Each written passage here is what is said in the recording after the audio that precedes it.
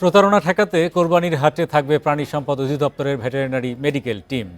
বৃহস্পতিবার দুপুরে প্রাণী সম্পদ অধিদপ্তরে মেডিকেল টিম কার্যক্রমের উদ্বোধন করেন মৎস্য প্রাণী সম্পদ মন্ত্রী মোহাম্মদ আব্দুর রহমান।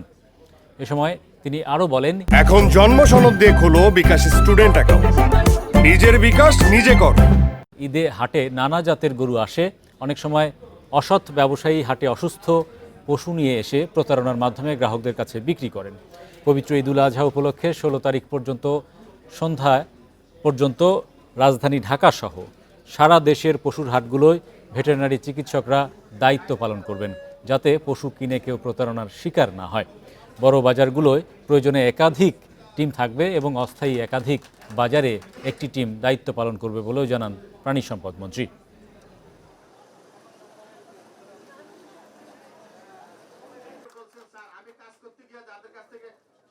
এবং সহযোগিতায় আশা করি এটি সফল অধিদপ্তরের